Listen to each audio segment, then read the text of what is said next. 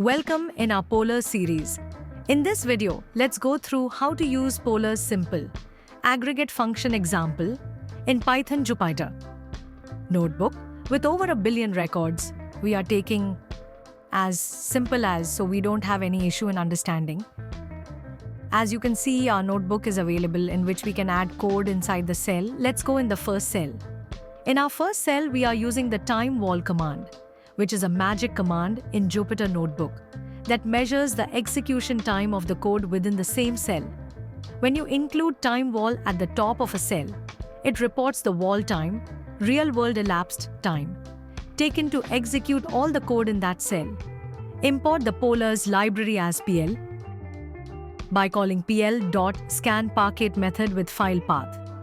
ScanParquet method are used for large data sets or when you want to take advantage of Polar's lazy execution and query optimization.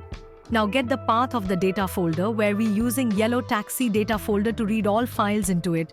We are using all years of data from 2010 to 2023. So we are using wildcard star in year section also. We want to define the column names to which we want to read. Let define column strip distance and store and forward flag to read. We can use the collect method using streaming equals to true, and it will create a lazy execution, and after execution it will create result data frame. Now we can print result data set. We have our data available over 1 billion records. Also it's taking 30 seconds, as you can also check our configuration of the machine, which is MacBook Air, 16 GB memory, and M3 chip standard normal MacBook. In the next cell, we will proceed by importing Polars as PL again and using the ScanParquet method. This time, we are working with data spanning all years of New York yellow taxi records. Notice that we use a wildcard in the file path to include all years and all months of data. Next, we will call the select method to focus on the trip distance column and apply the max function to find the maximum value in this column. Using the collect method, we will execute this operation with lazy execution for better efficiency. Finally, we print the result. Once executed, boom, the maximum value is displayed. You'll also notice that it took over 42 seconds to complete and the kernel is functioning smoothly. Let's go in the next cell.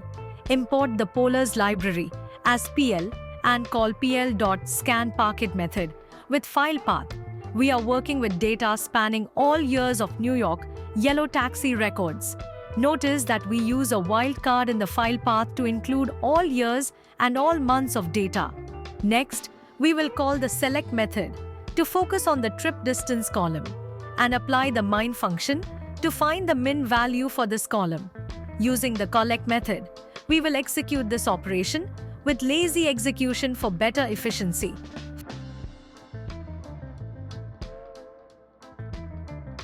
Finally, we print the result. Once executed, boom, the minimum value is displayed. You'll also notice that it took over 23 seconds to complete, and the kernel is functioning smoothly. So, now problem till now in execution. Let's go in the next cell. This time we will working on count function. Let's see how count function works with Polar's library with billion records. Import the Polar's library as PL and call pl.scanParquet method with file path. Notice that we use a wildcard in the file path to include all years and all months of data. Next, we will call the select method to focus on the trip distance column and apply the count function to find the count value for this column. Using the collect method, we will execute this operation with lazy execution for better efficiency. Finally, let's print the result. Once executed, boom, the count value is displayed.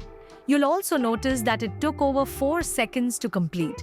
So, now problem till now in execution. Let's go in the next cell.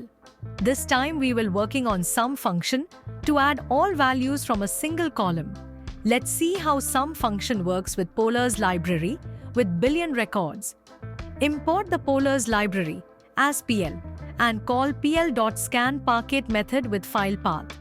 Notice that we use a wildcard in the file path to include all years and all months of data. Next, we will call the select method to focus on the trip distance column. You can choose any another column if you want. We are applying the sum function to find the sum value for this column. Using the collect method, we will execute this operation with lazy execution for better efficiency. Finally, let's print the result and execute the cell. Now the sum is displayed. You'll also notice that it took over 32 seconds to complete. So, now problem till now in execution kernel is running fine. That's all we have in this video. I hope you have learned something new today. Let's see you in the next video.